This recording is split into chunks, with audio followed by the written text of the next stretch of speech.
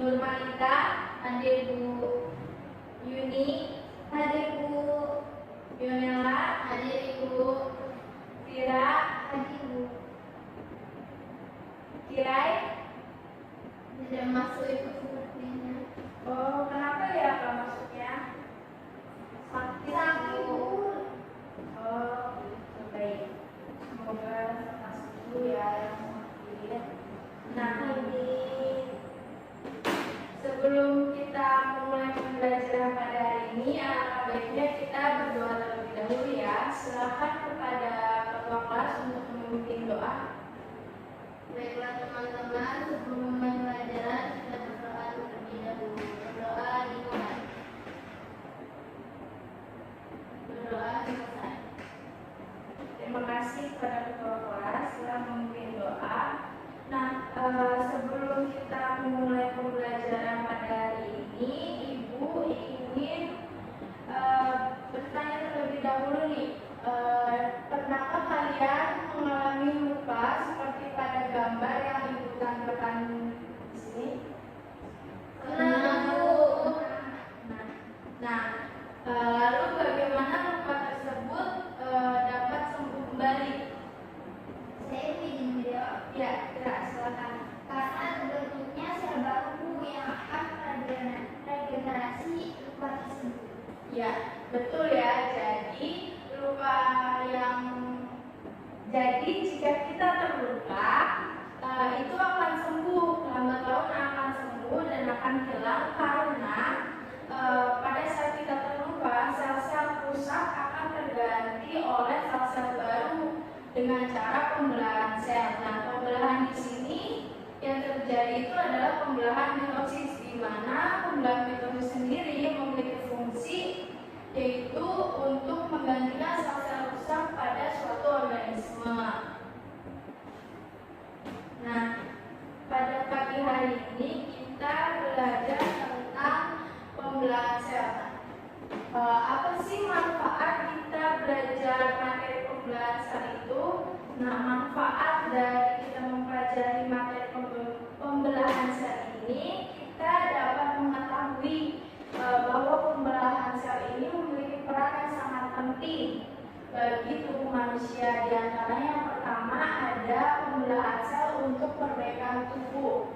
Yang kedua, pembelahan sel untuk manusia bereproduksi, dan yang ketiga, pembelahan sel untuk pertumbuhan.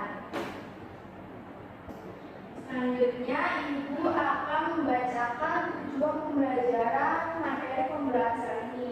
Yang pertama, melalui tayangan gambar atau video yang disajikan, peserta didik dapat menganalisis proses pembelahan sel sebagai dasar penurunan sifat dari induk kepada keturunannya. Yang kedua, melalui tayangan gambar atau video yang disajikan, peserta didik dapat mengetahui perbedaan antara mitosis dan meiosis.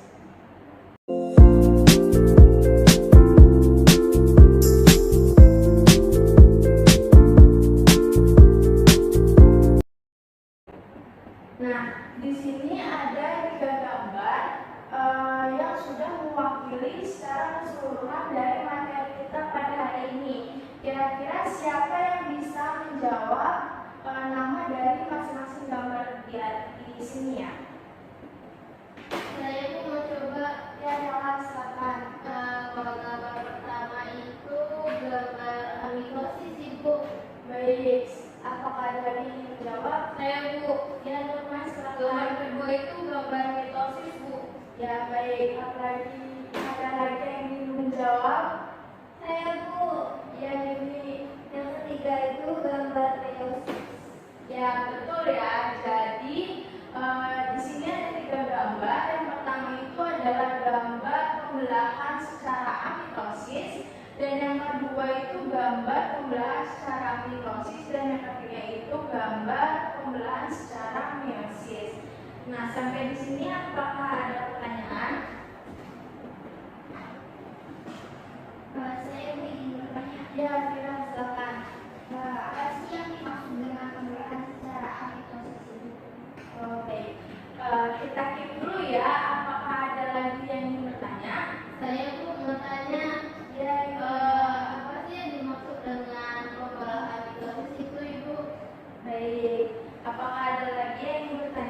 Saya Bu.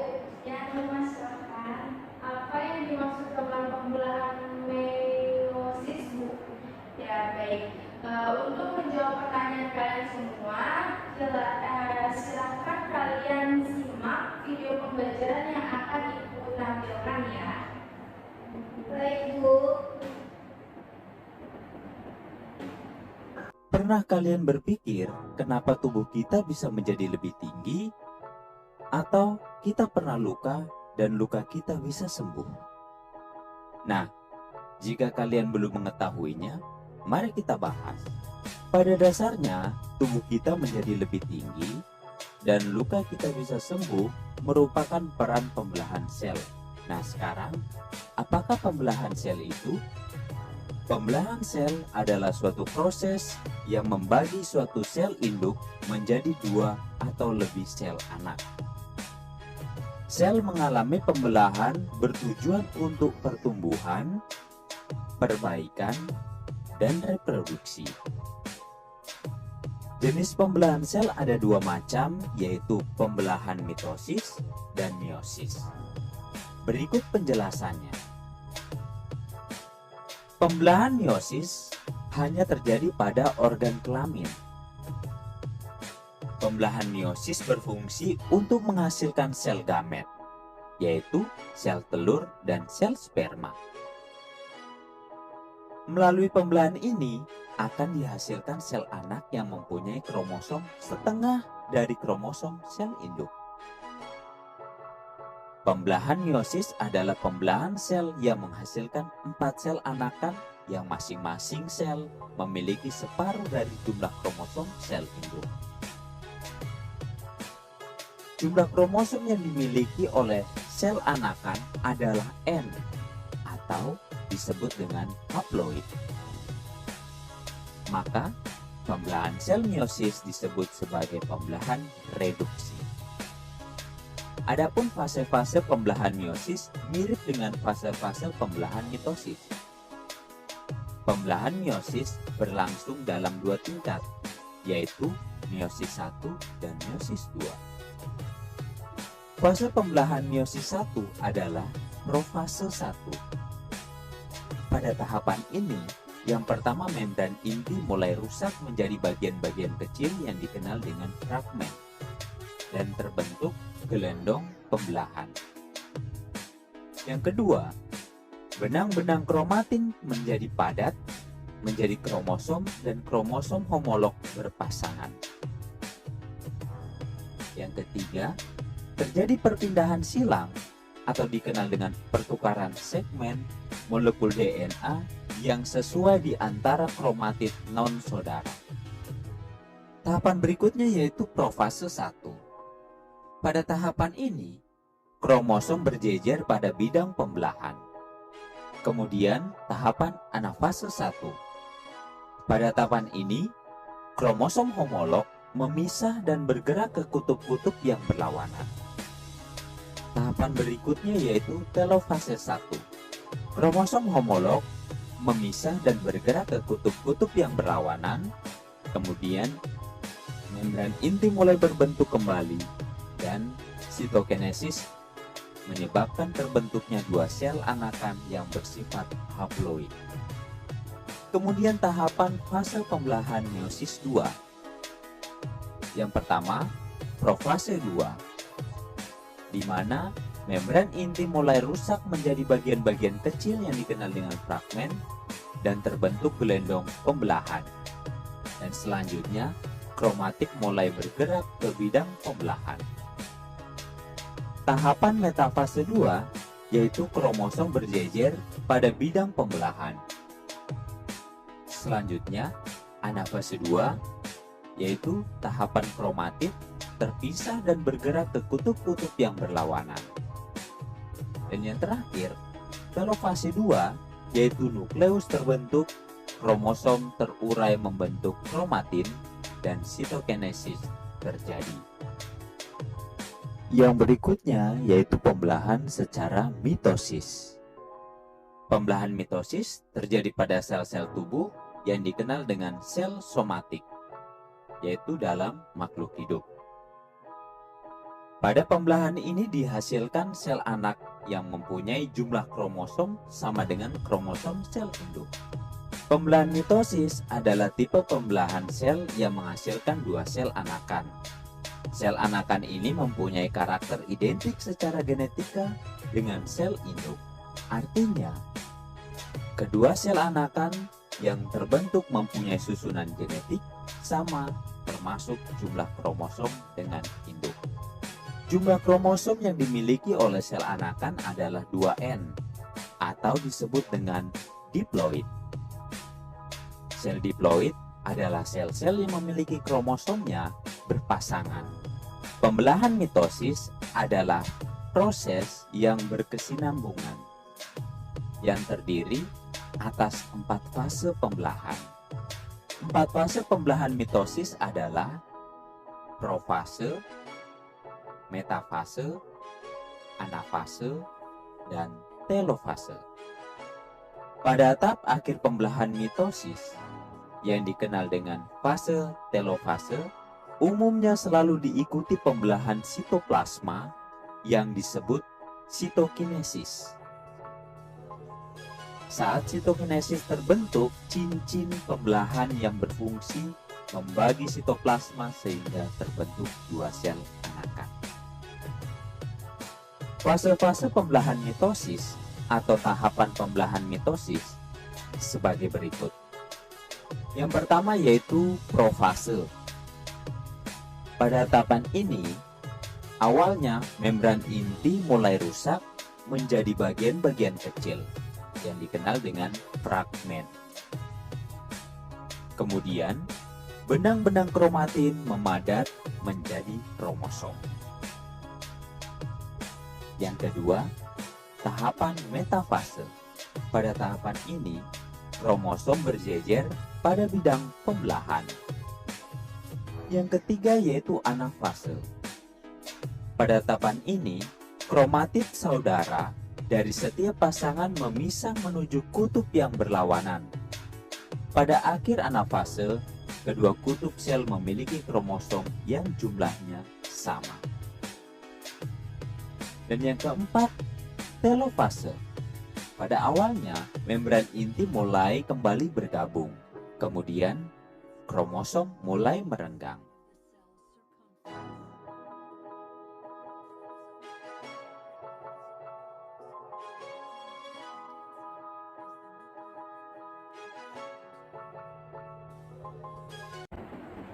Ya, baik.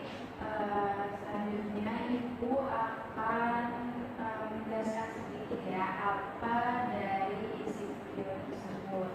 Jadi pembelahan sel itu terbagi menjadi 3. Yang pertama ada amitosis, yang kedua ada meiosis, dan yang ketiga ada mitosis. Nah, pada amitosis sendiri terbagi menjadi 2. Yang pertama itu secara spontan dan yang kedua secara prokaryotik. Nah, selanjutnya pada mitosis itu terbagi menjadi 4. Yang pertama ada profase, yang kedua ada metafase, yang ketiga ada anafase, yang keempat ada telofase. Nah, yang terakhir itu ada meiosis, di mana meiosis sendiri itu terbagi menjadi 2. Ada meiosis 1 dan ada meiosis 2. Ya, selanjutnya ada mitosis. Nah, mitosis itu adalah reproduksi sel di mana sel membelah diri secara langsung tanpa melalui tahap-tahap pembelahan sel. Nah, pembelahan dengan cara ini itu banyak dijumpai oleh sel-sel yang bersifat prokaryotik, misalnya pada bakteri dan gagang biru. Selanjutnya ada mitosis. Mitosis sendiri itu adalah cara reproduksi sel di mana sel membelah melalui tahap-tahap yang teratur, yaitu ada tahap profase, metafase, dan anafase, dan yang terakhir ada telofase. Antara tahap-tahap telofase ke tahap profase berikutnya terdapat fase istirahat sel yang dinamakan interfase. Nah, tahap ini itu tidak termasuk ke dalam tahap pembelahan sel. Pada tahap interfase ini, inti sel sel ini melakukan sintesis dengan bahan-bahan inti. Mitosis terdiri dari 4 fase yang terjadi secara berurutan. Yang pertama itu ada profase, yaitu memasuki fase ini kromatin mengalami kondensasi membentuk kromosom. Nah, kromosom akan cepat memendek dan menjadi lebih tebal. Tiap kromosom terdiri atas 2 kromatid yang dihubungkan oleh sebuah sentromer. Nukleus dan membran inti akan menghilang. Nah, akhir dari profase ini terbentuklah spindel.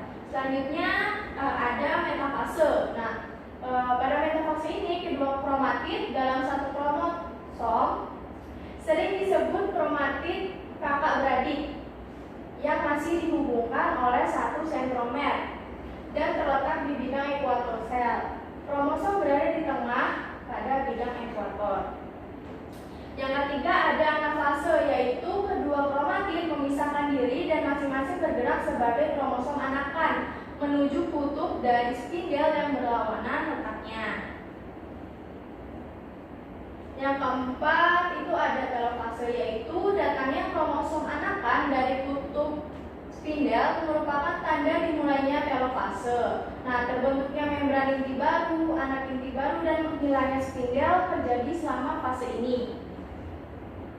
Dengan terbentuknya 2 buah inti baru, maka di tengah sel terbentuk dinding yang baru yang akan berlangsung sitokinesis atau pembelahan sitoplasma. Nah, selanjutnya ada meiosis. Meiosis sendiri itu adalah pembelahan sel yang berlangsung dengan 2 kali pembelahan yang menghasilkan 4 sel anak yang masing-masing memiliki separuh dari jumlah kromosom sel induknya. Nah, meiosis sendiri terjadi waktu pembentukan pada gamet-gamet saja. Pada pembelahan ini berlangsung melalui 2 tahap, yaitu ada tahap meiosis 1 dan ada tahap meiosis 2 tanpa melalui interfase.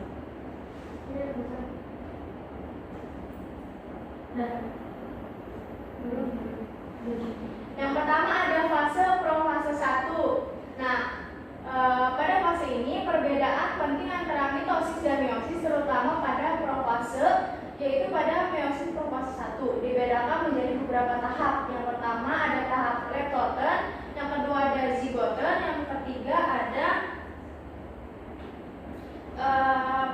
pasiten, dan yang keempat ada diploten, yang kelima ada diakinesis. Selanjutnya pada meiosis 1 terdapat fase metafase 1, fase anafase 2, fase telofase 1, dan pada meiosis 2 itu terdapat fase profase 2, terdapat fase metafase 2 dan anafase 2.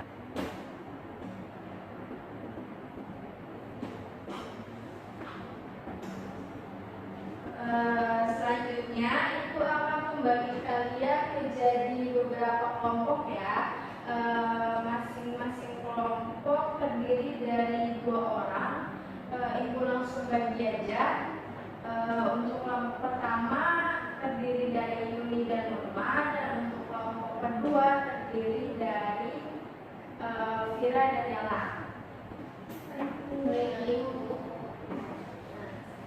Lalu ibu akan membagikan LKPD. Silakan kalian berdiskusi dengan teman kelompoknya ya untuk menjawab LKPD yang diberikan.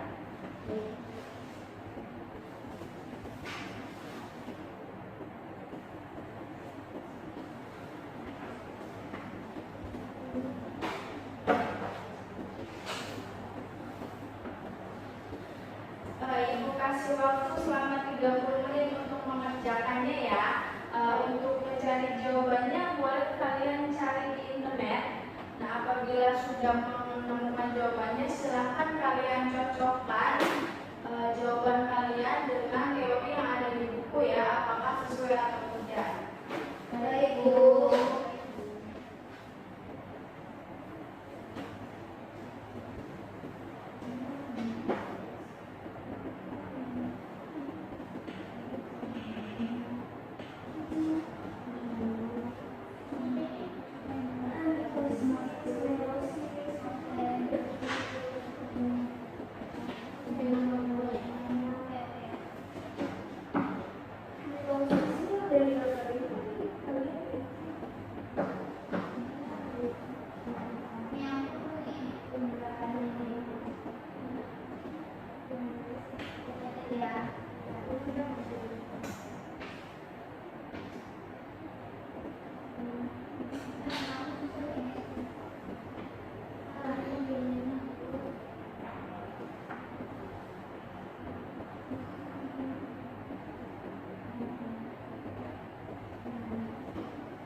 Ya, baik. Waktunya sudah selesai ya. Silakan perwakilan kelompok 2 untuk mempresentasikan hasilnya di depan. Silakan kepada perwakilan kelompok 2 untuk mempresentasikan hasil diskusinya di depan.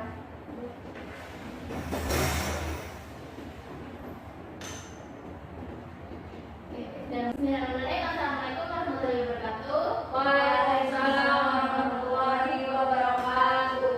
Sampai di sini kami akan dari kelompok 1 akan mempresentasikan hasil diskusi kami yang akan dibacakan oleh kita. Ya, hasil yang pertama itu ada kita mengenal tiga jenis reproduksi sel. Yang pertama adalah mitosis. Mitosis merupakan reproduksi sel di mana sel membelah diri secara langsung tanpa melalui tahap-tahap pembelahan sel. Lalu yang kedua ada mitosis. Mitosis itu merupakan cara reproduksi sel di mana sel membelah melalui tahap-tahap yang teratur, yaitu profase, metafase, anafase, dan telofase.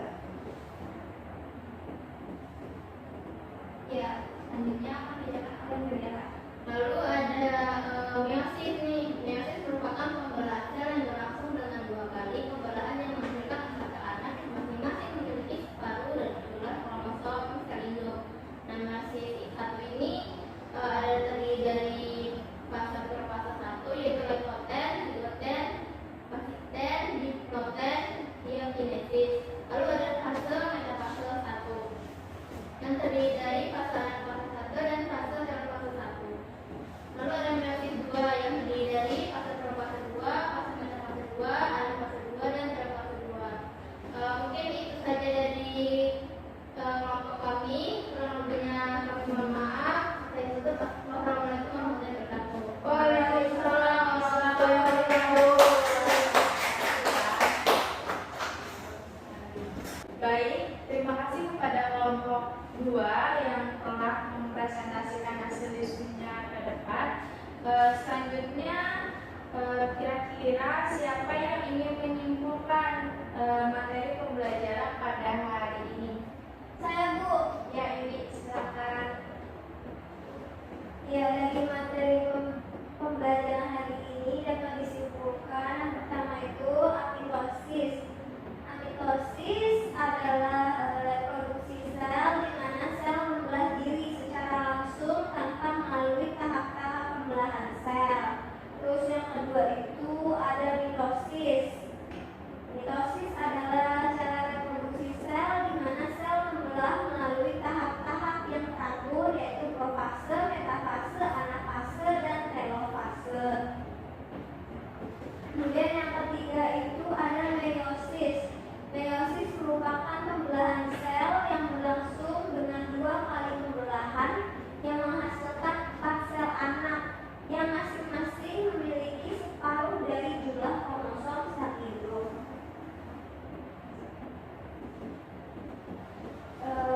Terus perbedaan pembelahan sel secara mitosis dan meiosis itu diantaranya tempat berlangsungnya.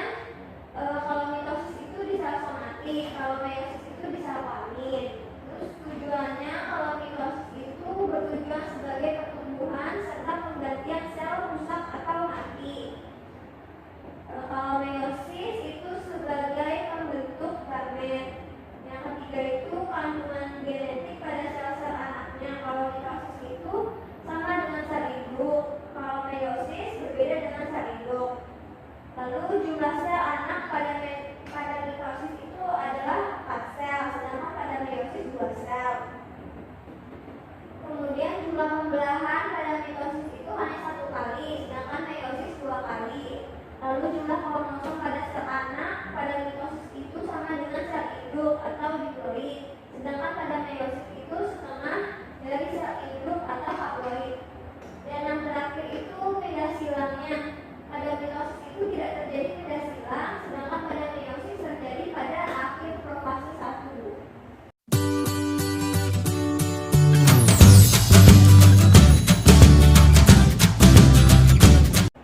Terima kasih Uni telah menyimpulkan pembelajaran pada hari ini.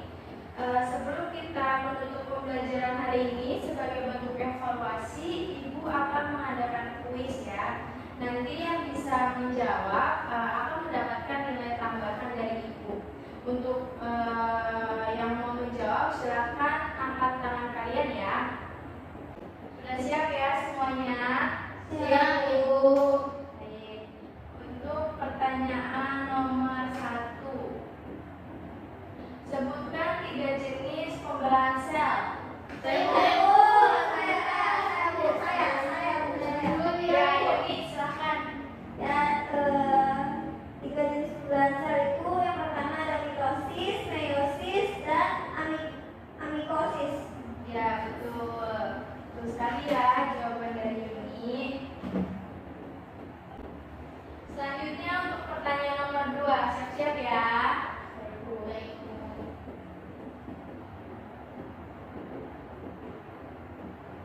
Sebutkan tahap-tahap pembelahan sel mitosis.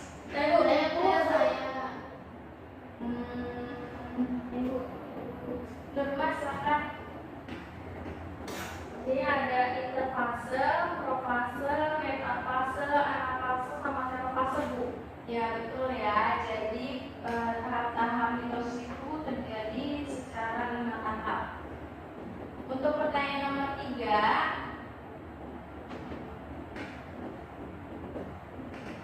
apa yang dimaksud dengan pembelahan sel meiosis? Ibu. Saya. Kira-kira ya silakan. Jadi pembelahan meiosis itu merupakan pembelahan yang menghasilkan 4 sel anakan, lalu masing-masing anakan itu akan mengandung kromosom setengah dan jumlah kromosom induknya. Ya betul ya yang dikatakan Kira. Untuk pertanyaan terakhir nih, siap-siap ya. Belum Yuni, tunggu ya. Bersemangat Bu. Yuni bersemangat sekali sepertinya. Jelaskan. Jelaskan sih. Ini kayak nyebutin loh. Iya, seperti Salsa. Sebutkan tahap pembelahan sel pada meiosis 1. Nah, Ibu. Ya, Nela silakan. Ya, jadi ada profase 1, lalu ada metafase 1, anafase 1, dan terakhir telofase 1. Ya, betul ya. Jadi pada tahap meiosis 1 itu terjadi 4 tahap. Betul sekali dikatakan Nela. Nah, dengan berakhirnya kuis pada hari ini, maka berakhirlah pembelajaran kita pada pertemuan kali ini ya. Untuk minggu depan kita akan mempelajari materi tentang spermatogenesis dan juga oogenesis. Baik, untuk mengakhiri pembelajaran kita hari ini, marilah kita membaca hamdalah secara bersama-sama. Alhamdulillahirobbilalamin. Ibu akhiri ya.